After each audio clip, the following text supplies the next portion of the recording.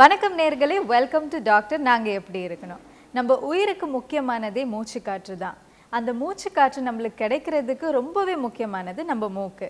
So இந்த மூக்குக்கு வரக்கூடிய பாதிப்புகள் என்னென்னு சொல்கிறதுக்காக சென்னையை சேர்ந்த அப்போலோ ஹாஸ்பிட்டலோட ENT specialist doctor Venkat Karthikeyan நம்ம கூட இருக்காங்க. வாங்க நிகழ்ச்சிக்கு போகலாம்.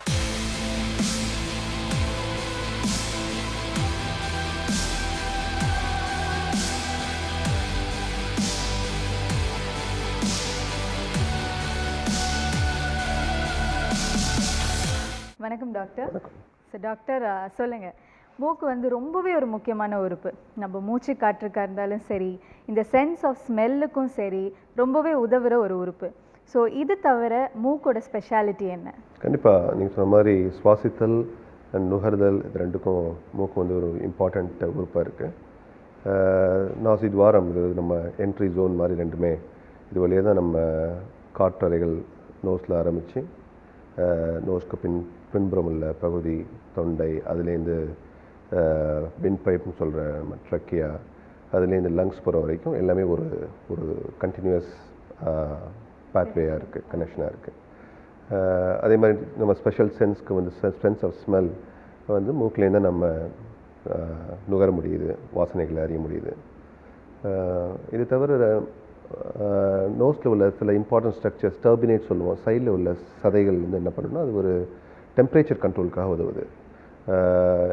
ஃபார் எக்ஸாம்பிள், ஒரு குளிர்ந்த காற்று உள்ளே போகிறப்ப அந்த குளிர்ந்த காற்று நேராக நுரையீரலுக்கோ லங்ஸ்க்கோ போணுச்சுன்னா அது பாதிப்பு ஏற்படுத்தக்கூடிய ஒரு ஒரு சுச்சுவேஷன் இருக்கப்போ அந்த டர்பினேட்ஸ்ங்கிறது வந்து இந்த குளிர்ந்த காற்றை இந்த டெம்பரேச்சர் இன்க்ரீஸ் பண்ணி நல்ல பாடிக்கு உகந்த காற்றை உள்ளுக்குள்ளே அதை சூடுபடுத்தி அனுப்புது. அதே மாதிரி மூக்குக்கு சைடில் உள்ள சைனஸஸ் சொல்கிறேன், காமனாக சைனஸஸ் சொல்லுவோம். சைனஸ் உள்ள காற்றறைகள், நம்ம ஸ்கல்லில் உள்ள காற்றறைகள் ஒரு ஸ்கல்லோட வெயிட்டை தாங்கிறதுக்கும் ஒரு it's also helps in resonating the voice. எப்போ நம்ம வாய்ஸ் வந்து ரெசோனேட் ஆகி வெளியே வரப்போ ஒரு நல்ல ஒரு வாய்ஸ் குவாலிட்டியோட வருதோ டிம்பரோட வருதோ அதுக்கு வந்து இந்த சைனஸஸ் ஹெல்ப்ஃபுல்லாக இருக்குது. அது மாதிரி இந்த சுவாசித்தல் வந்து இட்ஸ் ஆல்சோ இந்த ஏர் வந்து நோஸ் வழியாக சைனஸஸ்குள்ளே போய் சைனஸோட செக்ரீஷன்ஸ் வெளியில் நோஸ் வழியாக வந்து அந்த செக்ரேட் பண்ணுற கிளாண்ட்ஸ் வந்து இட் ப்ரிவென்ட்ஸ் த கிளாண்ட்ஸோட செக்ரீஷன்ஸ் வந்து இட் ப்ரிவென்ட்ஸ் சின்ன சின்ன dust particles from entering the lungs and also the lower Airways. So அது ஒரு ப்ரொடெக்டிவ் மெக்கானிசமாகவும் ஆக்ட் பண்ணுது. அது மாதிரி சின்ன மூக்கில் முன்னாடி இருக்க அந்த சின்ன சின்ன முடிகள் கூட அது வந்து இந்த மாதிரி ஃபில்டர் பண்ணுறதுக்கு உதவுது. Okay doctor. ஸோ மூக்குனாலே சொல்ல போனால் வரக்கூடிய முதல் பாதிப்புன்னு பார்த்தா இந்த அலர்ஜியால் பாதிக்கப்படுறவங்க நிறைய பேர் இந்த உலகத்தில் இருக்காங்க. அது எதனால் வருது டாக்டர்? ஆமாம், அலர்ஜி ஒவ்வாமை பொறுத்த வரைக்கும் அது முக்கியமாக அஃபெக்ட் பண்ண ஆர்கன் வந்து ஒரு உறுப்பு வந்து நோஸ்.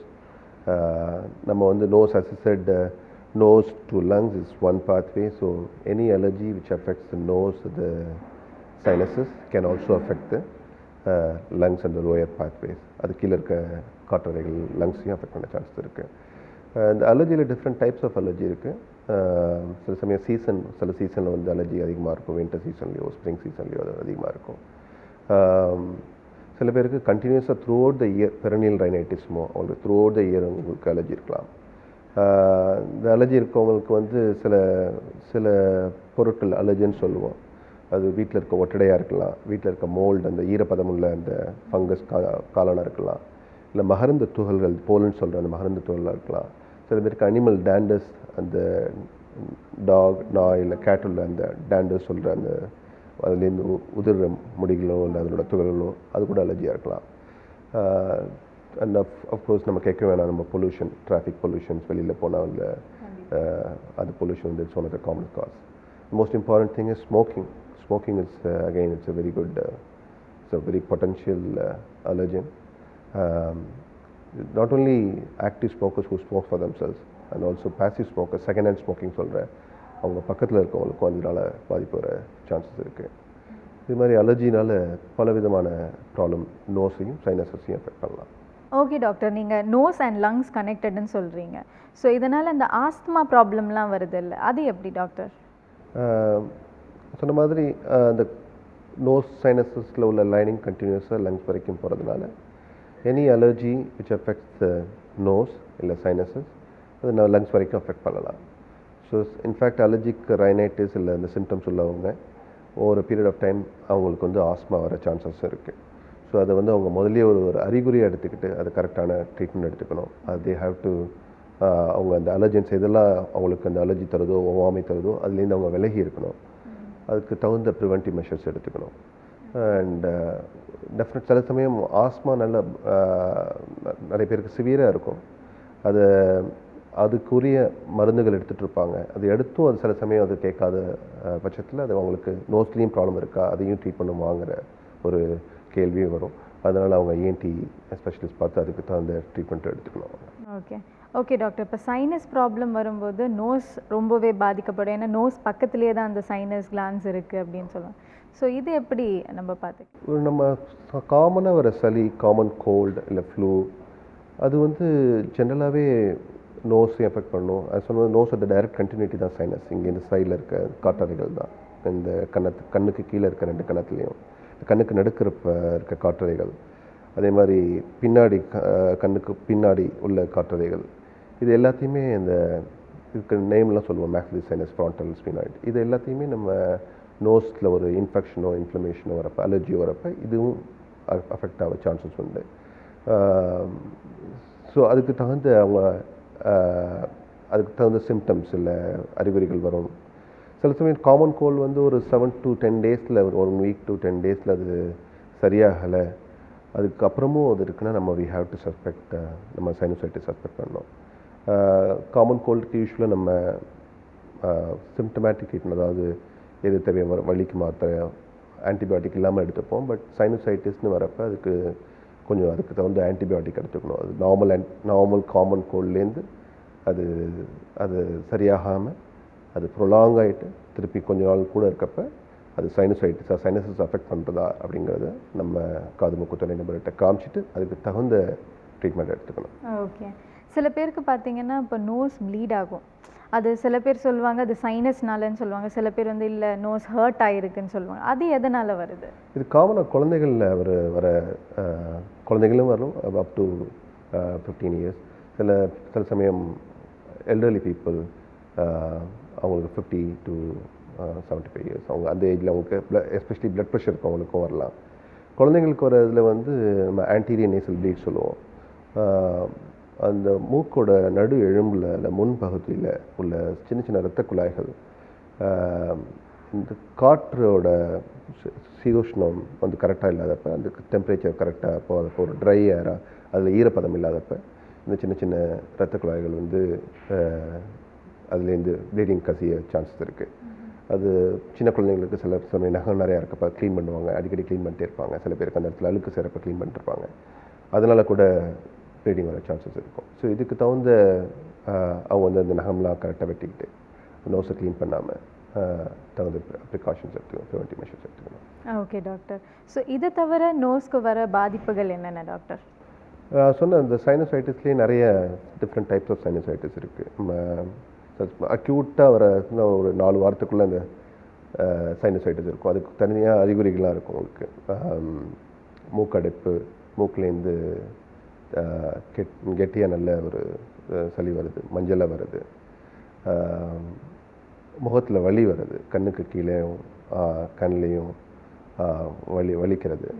அதே மாதிரி போஸ்ட் நேசல் இருக்குமோ அந்த செக்ரேஷன் வந்து பின்னாடி தொண்டை வழியாக போய் அதை அடிக்கடி ஃப்ரீக்வெண்ட் ஹாக்கிங் பண்ணி கிளியர் பண்ண பார்க்குறது, த்ரோட் கிளியரிங் பண்ண பார்க்குறது, இது எல்லாமே சைனசைட்டிஸோட ஒரு இண்டிகேஷன். சில பேருக்கு ஹெட்டேக் அதிகமாக வரும். ஓகே டாக்டர், இந்த பிரச்சனைகளை தவிர மூக்குக்கு வர வேறு பாதிப்புகள் என்னென்ன? இன்னும் நம்ம காமனாக பார்க்குறது எல்லாத்தையும் அந்த மூக்கு நடு எலும்பு வந்து வளைஞ்சிருக்கிறது, அதனால் வர ப்ராப்ளங்கள். யூஸ்வலாக அவங்க சில பேருக்கு நார்மலாகவே கொஞ்சம் வளைஞ்சிருக்கலாம். பட் சில பேருக்கு இந்த எலும்பு வந்து ரொம்ப வளைஞ்சி அது காற்று போகிறதே தடுக்கலாம். அதனால் அவங்களுக்கு நேசல் பிளாக்கேஜ், அதனால் ரிலேட்டட் சைனஸ் ப்ராப்ளம் வர சான்சஸ் உண்டு. அப்போ கண்டிப்பாக வந்து அவங்க அந்த ப்ராப்ளத்துக்காக நம்ம டாக்டரோட உதவியை எதிர்பார்ப்பாங்க. அதே மாதிரி நான் சொன்ன அலர்ஜிக் ப்ராப்ளம் வந்து கேன் அஃபெக்ட் த டர்பினேட்ஸ். அந்த டர்பினேட்ஸ் உள்ள சைடில் உள்ள நோஸோட சைடில் உள்ள சதைகள் வந்து அது பெருசாக வளர்ந்து அது கூட நோஸ் பிளாக் காஸ் பண்ணலாம். சைனசைட்டிஸில் நான் சொன்ன மாதிரி அக்யூட்டாக வர சைனசைட்டிஸ் நம்ம ஆன்டிபயோட்டிக்ஸ் கொடுத்து சரி பண்ணலாம். சில சமயம் ஆன்டிபயோட்டிக்ஸ் கொடுத்ததுக்கப்புறமும் அது சரியாகாமல் அது கேன் ப்ரொலாங். அப்போ வந்து அது க்ரானிக் எப்போ ஒரு 3 மாதத்துக்கு மேலே அது தொடர்ந்து இருக்கோ, இந்த சிம்டம்ஸ் இருக்கோ, அது க்ரானிக் சைனசைட்டிஸ்மோ. அந்த சமயம் வந்து நம்ம இது அக்யூட் சைனசைட்டிஸோட கண்டினியூவேஷனாக இருக்கப்போ நம்ம வேறு மாதிரியான சிகிச்சை முறையை நம்ம கையாளணும். எஸ்பெஷலி சர்ஜரிக்கு அது இண்டிகேஷனான்னு சொல்லிட்டு பார்க்கணும். அறுவை சிகிச்சைக்கு அது பண்ணுறது உகந்ததான்னு பார்க்கணும்.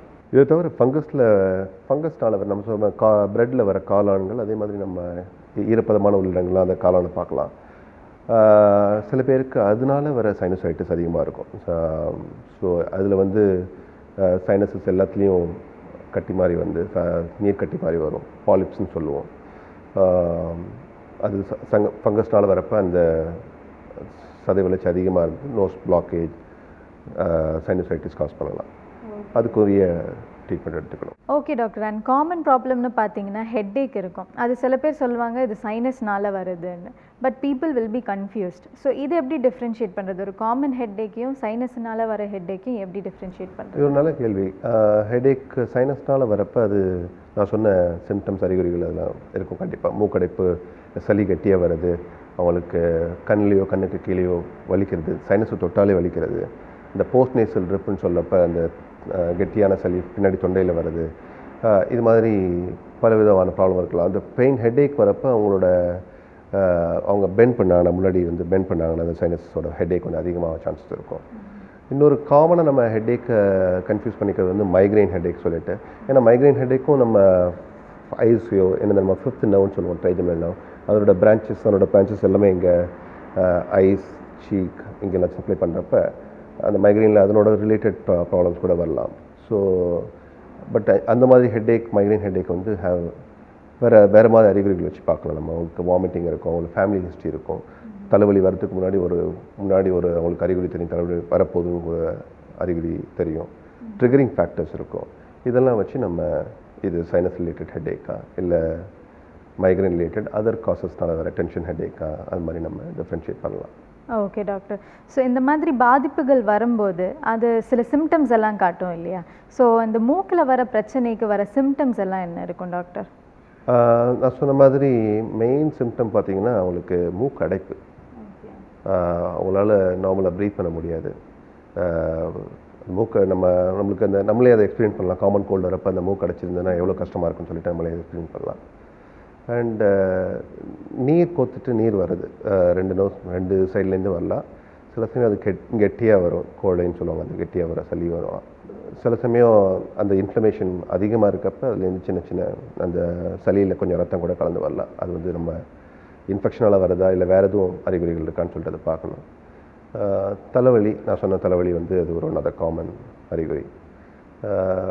ஃபேஷியல் பெயின் சொல்லுவோம், இல்லை முகத்தில் உள்ள தொட்டா வலிக்கிறது, இல்லை தொடாமே அந்த இடத்துல வலி இருக்கிறது, குனிஞ்சா வலிக்கிறது, இது எல்லாமே ஒரு அறிகுறி தான். அண்ட் அவங்க சில பேருக்கு சைனஸ் ப்ராப்ளம் இல்லை இந்த அலர்ஜிக் ப்ராப்ளம் உள்ளவங்களுக்கு படுத்ததுக்கப்புறம் ரொம்ப இருமல் வர சான்சஸ் உண்டு. ஏன்னா அந்த போஸ்ட் நேசல் ட்ரிப்னு சொல்கிற பின்னாடி நோஸ்லேருந்து சைனஸ்லேருந்து தொண்டையில் போகிற உள்ள அந்த சளி வந்து அது இரிட்டேட் பண்ணி அவங்கள அது அவங்களுக்கு படுக்க வைக்க முடியாது, அவங்க தூங்க முடியாது, அவங்களுக்கு இருமல் நிறையா வரும். ஸோ அது ஒரு சிம்டமாக சொல்லலாம். Okay doctor. அண்ட் பெரியவங்களை விட சின்ன குழந்தைங்களுக்கு வந்து கோல்டு ரொம்ப சீக்கிரமாக எஃபெக்ட் ஆகும். ஸோ இந்த நோஸ் ரிலேட்டடான ப்ராப்ளம்ஸ்ன்னு குழந்தைங்களுக்கு பார்த்தீங்கன்னா என்னென்ன வரும்? ஆமாம், குழந்தைகளில் அவங்க ஈஸியாக அந்த காமன் கோல்டு வந்து அவங்க நோஸ் அஃபெக்ட் பண்ணும், சைனஸஸ் அஃபெக்ட் பண்ணும். அதனால் அவங்களுக்கு நான் சொன்ன மாதிரி அந்த நோஸையும் இயரும் கனெக்ட் பண்ணுற ஸ்டேஷன் டியூப் மூலிமா இன்ஃபெக்ஷன் காதுக்கு போய் காது வலி வரவும் சான்சஸ் இருக்குது. இவங்களுக்கு காமனாக உள்ள நம்ம பார்க்குற ப்ராப்ளம் என்னென்னா அடினாய்டு ஹைப்பர்ட்ரோஃபின்னு சொல்லுவோம். அடினாய்டோட சத வளர்ச்சி, நோஸ்க்கு பின்னாடி உள்ள அடினாய்டு வந்து பெருசாகி அவங்களால தூங்க முடியாது, நோஸ் பிளாக் இருக்கும், அவங்க வாயால் மூச்சு விடுவாங்க, நைட்டு தூங்குறப்ப கொரட்டை வரும், ஸ்னோரிங் இருக்கும், ரொம்ப கஷ்டப்படுவாங்க அவங்க. அதனால் அவங்களோட ஃபேஸே வந்து ப்ரொஃபைல் மாறத்துக்கு சான்சஸ் இருக்குது, அவங்களோட டென்டிஷன்ஸ் மாறுறதுக்கும் சான்சஸ் இருக்குது, பல் வளர்ச்சி மாறதுக்கும் சான்சஸ் இருக்குது. இந்த மாதிரி இது வந்து ஒரு காமனான ஒரு அடினாய்டு சத வளர்ச்சிங்கிறது ஒரு காமனான ஒரு ப்ராப்ளமாக இருக்கும். இதை தவிர நான் சொன்ன இந்த ப்ளீடிங், எபிஸ்டாக்ஸ் சொல்கிற ப்ளீடிங் வந்து நம்ம மூக்கு எலும்போட முன்பகுதியின ப்ளீடிங், அதுவும் காமனாக இருக்கும். அலர்ஜி அகெயின் ஒரு காமன் ப்ராப்ளம் இன் சில்ட்ரன். சைனஸஸாக இருந்தால் ஈஸியாக அதை அவங்கள அஃபெக்ட் பண்ண சான்சஸ் இருக்குது. இது மாதிரி குழந்தைகள், பெரியவங்களுக்கு வர எல்லா ப்ராப்ளமும் குழந்தைங்களுக்கு வர சான்சஸ் அதிகமாக இருக்குது. Okay doctor, thank you so much doctor. நாளைக்கு நம்ம நிகழ்ச்சியில் சந்திப்போம். தேங்க்யூ. ஸோ நேயர்களே, இன்றைக்கி நம்ம நிகழ்ச்சியில் மூக்குக்கு வரக்கூடிய பாதிப்புகள் என்னென்ன, அதுக்குண்டான சிம்டம்ஸ் என்னென்னு பார்த்தோம். நாளைக்கு நம்ம நிகழ்ச்சியில் அதுக்குண்டான ப்ரிகாஷன்ஸ் என்னென்ன, அதுக்குண்டான ட்ரீட்மெண்ட்ஸ் என்னென்னு தான் பார்க்க போகிறோம். தொடர்ந்து நிகழ்ச்சியை பாருங்கள். Until then, it's bye from Aishwarya.